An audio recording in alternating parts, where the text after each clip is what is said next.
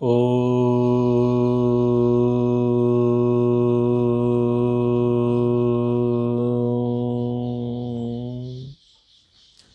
नमस्ते जी। वैदिक पाठशाला में आप सभी का स्वागत है और संस्कारों के क्रम में आज हम मुंडन संस्कार की चर्चा आपके साथ करेंगे। मुंडन संस्कार बहुत ही महत्वपूर्ण संस्कार है। गर्भाधान, पुंसवन, सीमंत, जातकर्म, नामकरण, निष्क्रमण आदि संस्कारों में तो कोई पत्रिका नहीं छपवाता, परंतु जब मुंडन संस्कार की बात आती है तो उसको बड़ा संस्कार मानते हुए बलौआ दिया जाता है, निमंत्रण पत्रिकाएं छपती हैं और विशेष धार्मिक कार्यक्रमों का आयोजन किया जाता है। अपनी अपनी मान्यताओं के अनुसार कोई सत्यनारायण की कथा कराता है, कोई रामचरितमानस का पाठ कराता है, कोई हवन कराता है, कोई किसी प्रकार का दान दक्षिणा देता है, कोई ऐसा मन्नत मांग के रखता है कि भाई हम तीर्थ यात्रा पर जाएंगे, किसी स्थान विशेष पर जाएंगे, किसी नदी के तट पर जाएंगे, वहाँ पर जाकर के हम मुंडन संस्कार कराएंगे। इससे यह सिद्ध होता है कि वह मुंडन संस्कार की महत्ता को तो समझते हैं, पर कहीं न कहीं उन्होंने इस संस्कार की महत्ता को भूल कर के कुछ अतिशयोक्ति वाली स्थिति में आ गए हैं। कहने का तात्पर्य है कि एक परंपरा का तो उन्होंने निर्वाह किया कि ये बड़ा संस्कार है, बड़ा ही महत्वपूर्ण संस्कार है, इसलिए उन्होंने इस कार्यक्रम को बड़े ही धूमधाम से मनाया तो है, पर वे ये भूल गए कि मुंडन संस्कार किसी तीर्थ स्थान विशेष पर करने का कार्यक्रम नहीं है, किसी मन्नत मांगने वाला कार्यक्रम नहीं है। पर धीरे धीरे सांप्रदायिकता के कारण ऐसा चल पड़ा कि लोग मन्नत मांगते हैं, वैष्णो देवी जाएंगे या मथुरा जाएंगे या चित्रकूट जाएंगे या रामेश्वरम जाएंगे, अथवा किसी विशेष तिथि पर्व पर हम किसी स्थान विशेष पर जाकर के मुंडन संस्कार कराएंगे। तो ये परंपरा चल पड़ी, इसका कोई शास्त्रीय विधान नहीं है। तो ऐसे सभी लोग जो इस प्रकार का उपक्रम करते हैं, उन सभी को आज की यह कक्षा अवश्य ध्यान से सुननी चाहिए, उनके लिए अति महत्वपूर्ण है। तो ये मुंडन संस्कार है क्या, इसको थोड़ा समझते हैं। इसी को हम चूड़ाकर्म कहते हैं, इसी को केशांत संस्कार भी कहते हैं, क्षौर कर्म भी कहते हैं। और चूड़ा शब्द जो संस्कृत का है, इसी का अपभ्रंश हो गया जूड़ा। हिंदी का जो जूड़ा है वह चूड़े शब्द का अपभ्रंश है। तो जो जूड़ा बांधते हैं, जुड्डा, ऐसे जूड़ा भी बोलते हैं, कुछ लोग जुड्डा बोलते हैं, जुड्डे वाला ऐसे। तो मूलतः शब्द है चूड़ा। चूड़ा शब्द का जूड़ा शब्द में प्रयोग होने लग गया, अपभ्रंश हो गया। तो यह कब करना चाहिए? तो कुछ शास्त्रों की ऐसी मान्यता है कि यह संस्कार 1 वर्ष के भीतर हो जाना चाहिए, और यदि 1 वर्ष के भीतर इसको नहीं करते हैं तो 3 वर्ष के बाद इसको कर लेना चाहिए। वैज्ञानिक दृष्टि से तीसरे वर्ष के बाद यह चूड़ा कर्म संस्कार करना अधिक उपयुक्त है। तो 1 वर्ष करना उतना ज़्यादा प्रैक्टिकल नहीं है, ज़्यादा प्रभावकारी नहीं है, ज़्यादा व्यवहारिक नहीं है। तो प्रयास करना चाहिए कि ये जो चूड़ा कर्म संस्कार है, ये जो मुंडन संस्कार है, वो हम बच्चे की आयु के 3 वर्ष बीत जाने के बाद ही करें, उससे पहले ना करें। तो इसका जो संबंध है वो दांतों से है मुख्य रूप से, क्योंकि चूड़ा कर्म के लिए ग्रंथों में 2 प्रकार का समय दिया, एक पहले वर्ष के भीतर और एक 3 वर्ष के बाद। तो प्रथम तथा तृतीय वर्ष का कारण यह है कि बच्चे के 6-7 मास की आयु में दांत निकलना शुरू हो जाते हैं और 2.5-3 वर्ष की आयु तक वो दांत निकलते रहते हैं। बच्चे के दांत 2 बार निकलते हैं, पहले दूध के दांत निकलते हैं और उनके टूटने के बाद पक्के दांत आते हैं। दूध के दांत होते हैं 20 और जो पक्के दांत आते हैं वो होते हैं 32। तो 1 वर्ष की आयु तक पहुंचते पहुंचते 8 दांत बच्चे के निकल आते हैं, 4 दांत नीचे के और 4 दांत ऊपर के। 1.5 वर्ष की आयु तक आते आते उसके 12 दांत निकल आते हैं, और 1.5 से 2 वर्ष की आयु में आते आते उसके 16 दांत हो जाते हैं, और 2.5-3 वर्ष की आयु तक पहुंचते पहुंचते उसके 20 दांत निकल के आ जाते हैं।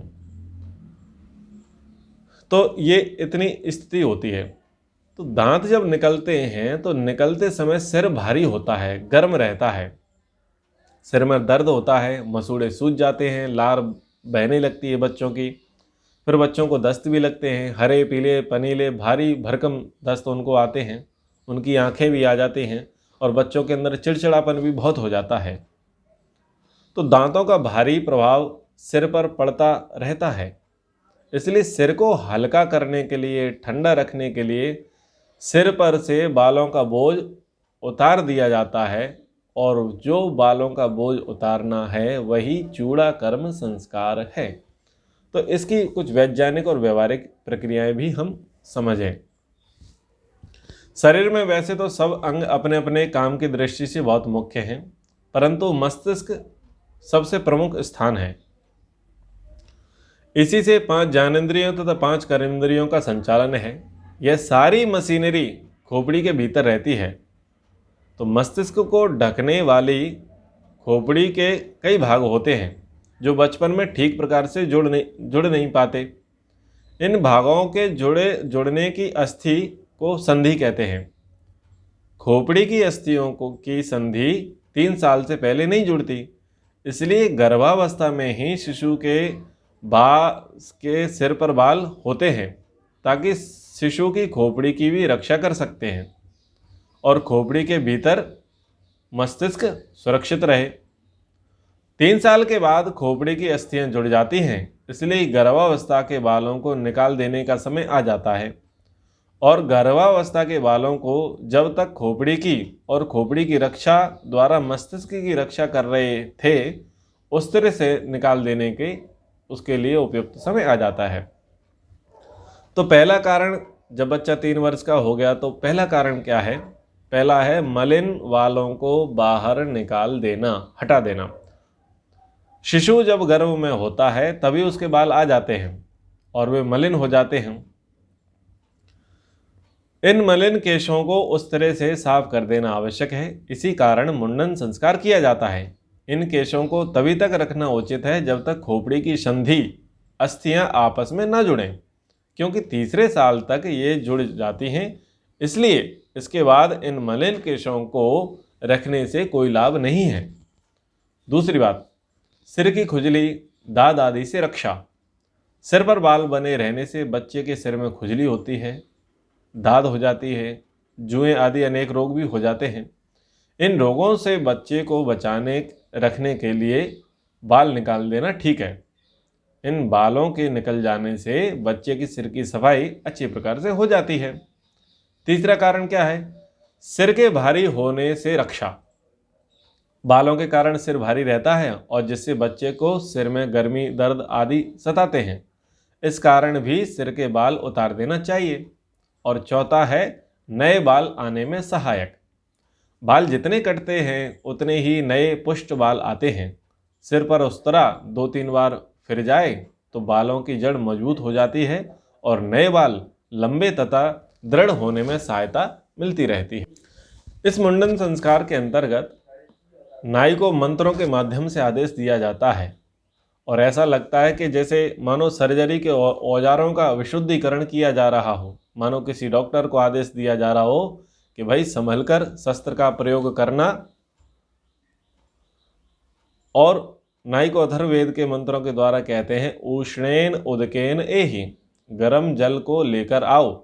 जैसे खोलते पानी में डॉक्टर अपने औजारों को डालकर उनको कीटाणु रहित कर लेता है, वैसे नाई को चाहिए कि घर वालों के सामने खौलते गर्म पानी में उस्तरे को डालकर उसे शुद्ध कर ले, उसमें किसी प्रकार का रोग का कीटाणु ना रहे। प्रायः सिर के अनेक रोग नाई के उस्तरे से आते रहते हैं। वे लोग भिन्न भिन्न व्यक्तियों की हजामत बनाते हैं, सिर के बाल काटते हैं तो किसी को किसी प्रकार का रोग होता है और किसी को किसी प्रकार का। इस प्रकार नाइयों की असावधानी से त्वचा संबंधी रोग हो सकते हैं, तो इनसे बचने के लिए उसको बोला जाता है कि आप अपने औजारों को गर्म पानी से अच्छी प्रकार से धो लें। अथर्ववेद के एक दूसरे मंत्र में कहा, सवित्रा प्रसूता दैध्या आप उन्नंतु। सूर्य की गर्मी से उत्पन्न हुए दिव्य जल से बच्चे के सिर को मुंडन करते हुए भिगोया जाए। उस्तरे को संबंधित करते हुए यजुर्वेद में कहा, स्वधिते मैनम हिंसी। हे कठोर लोहमय उस्तरे, बालक को पीड़ा मत पहुंचाना। इस संस्कार में जितने मंत्र पढ़े जाते हैं उन सब का आशय यह है कि नाई को अपना उस्तरा ठीक तरीके से चलाना है, ठीक तरीके से उबालना है, ताकि उसमें रोग के कीटाणु ना रहे, और बड़ी होशियारी से बालक का मुंडन संस्कार करना चाहिए ताकि उसे किसी भी प्रकार की कोई क्षति ना पहुंचे। अब केस काटने की विधि क्या है? क्योंकि मुंडन का बालक के मस्तिष्क के विकास के साथ संबंध है, इसलिए संस्कार को धार्मिक संस्कार का रूप दिया गया ताकि माता पिता इसको महत्व दे सकें। इसी कारण धार्मिक कृत्यों में जिस रूपरेखा का अनुकरण किया जाता है वही रूपरेखा चूड़ाकर्म संस्कार के लिए निश्चित की गई। उदाहरण के लिए, बाल काटते हुए कुश सहित केशों को काटें। काटे हुए केशों को दर्भ समी के पत्र सहित एक सकोरे में डालता जाए और जो बाल उड़े उसे गोबर से उठाकर सकोरे में डाल दें। गोबर से बाल एकदम उठ जाता है, इसलिए गोबर से उठाने का विधान है। तो ये जो सारी प्रक्रिया है ये संस्कार का पुट देने के लिए है। वैसे तो बालक का मुंडन करना है, उसमें समी के पत्र गोबर आदि की क्या जरूरत, परंतु यह सब संस्कार को धार्मिक रूप देने का, एक महत्व बढ़ाने का उपक्रम मात्र है। तो बाल कैसे काटें? पहले दक्षिण बाजू के केस कुश के साथ काटें। दक्षिण बाजू के केस समूहों को कैंची से 4 जगह से काटें। दक्षिण बाजू के केस काटने की विधि पूर्ण होने के पश्चात कैंची से बाईं ओर के केस काटने की विधि करें।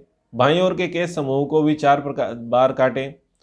उसके बाद आगे के और पीछे के केसों के समूहों को 4 जगह से कैंची से काटता जाए। इस प्रकार कैंची से बड़े बड़े बाल कट जाने पर उस तरह से सारा सिर मुंडा दें। तो केसों को काटते हुए बाल के साथ कुशा का सहारा लेना केस काटने में सहायता लेने के लिए है। केस के साथ जब कुशा का सहारा लगा दिया जाएगा तब बाल आसानी से आ जाएंगे पकड़ में। इसके साथ इस सारी प्रक्रिया को विधि विधान के साथ बांध देने से संस्कार एक धार्मिक कृत्य का रूप धारण कर लेता है। जो वस्तु धार्मिक रूप धारण कर लेती है उसका महत्व अपने आप ही बढ़ जाता है। श्री युधिष्ठिर जी मीमांसक ने केस काटने की विधि के विषय में कहा कि केस क्रमशः पहले दक्षिण, फिर उत्तर, पीछे और आगे काटने चाहिए। उनमें प्रत्येक ओर के केस 4-4 बार काटने के लिए कहा। प्रथम बार में ये ना वपत मंत्र से पाठ करना चाहिए, दूसरी बार में ये न धाता मंत्र से, तीसरी बार ये न भूयश मंत्र से, चौथी बार ये ना वपत, ये न धाता, ये न भूयश, ये न पूषा आदि मंत्रों से केस काटें। इस प्रकार दक्षिण भाग के 4 जगहों से केस कर्तन करने की विधि पूरी हो जाती है। इसी तरह उत्तर और पीछे के बाल 4 बार उक्त मंत्रों के उच्चारण के साथ उक्त मंत्र के अनुसार काटने चाहिए। आगे के बाल काटते समय चौथी बार में चौथा मंत्र येन पूषा के स्थान में येन भूरिश्य होगा। यह प्रक्रिया ध्यान में रखने से कोई कठिनाई नहीं होती। संस्कार विधि में जो नाई आता है, इस संस्कार कराने के लिए, चूड़ाकर्म के लिए यजमान क्या करे उस व्यक्ति को देने के लिए? एक कटोरी में या दोने में चावल रखे, दूसरे में जौ, तीसरे में उड़द और चौथे में तिल भर के वेदी के उत्तर में रख ले। जब मुंडन संस्कार हो चुके तब इन सकोरे में भरा अन्न नापित को दे देवे, यानी नाई को दे दे।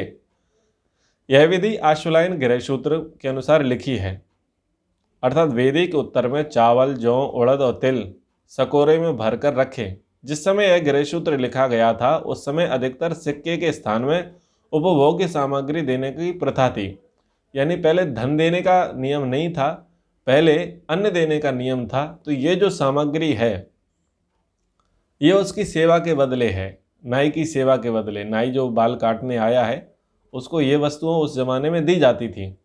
तब धन देने का प्रचलन नहीं था। बाद में धीरे धीरे ये सिक्के के रूप में बदल गया, उसको पैसा देने लग गए और ऐसे ये इसका रूप बदल गया। तो होना क्या है, करना क्या है, जिस दिन आपको बच्चे का मुंडन संस्कार कराना है उस दिन आप क्या करें, चावल, जौ, उड़द, तिल, इनको रखने के लिए 4 दोने रख लें, 4 कटोरे रख लें। फिर कोसा जल रख लें, गुनगुना जल रख लें, मक्खन रखें, दही की मलाई सिर पर मलने के लिए रखें, कंघी भी रखें और नाई को भी बुला कर के लाएं। उबलता हुआ पानी भी रखें ताकि वो अपने औजार आदि साफ रख सके। यज्ञ वेदी पर पति पत्नी आए, बैठें और विधिवत यज्ञ का कार्यक्रम करें। ऋत्विक वर्ण होगा, आचमन होंगे, अंग स्पर्श होंगे, ईश्वर स्तुति प्रार्थना उपासना के मंत्र होंगे, स्वस्ति वाचन शांतिकरण का पाठ होगा, अग्निदान होगा, अग्नि प्रदीपन के मंत्र होंगे, पंचघृतावतीय मंत्र होंगे, 4 आगार वाद्य भागावतियाँ होंगी, ब्याह रीतियाँ होंगी, सुष्टकृत आहुतियाँ होंगी। पूरा वृहद कर लेवें और वृहद कर लेने के बाद ये सारा संस्कार होता है। तो आप जब ये चूड़ाकर्म संस्कार करावें, मुंडन संस्कार करावें, तब किसी कुशल पुरोहित ब्राह्मण को लेकर के आएँ ताकि वह विधिवत आपसे यह संस्कार करा देवे। तो यह संक्षेप में एक चूड़ाकर्म संस्कार के विषय में मैंने आपको बताया। आशा है आपको इससे लाभ मिला होगा।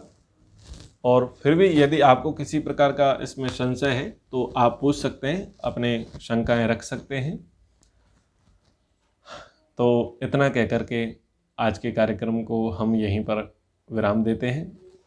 इति ओम शम, एक बार ओम का उच्चारण। ओम। सभी को सादर नमस्ते।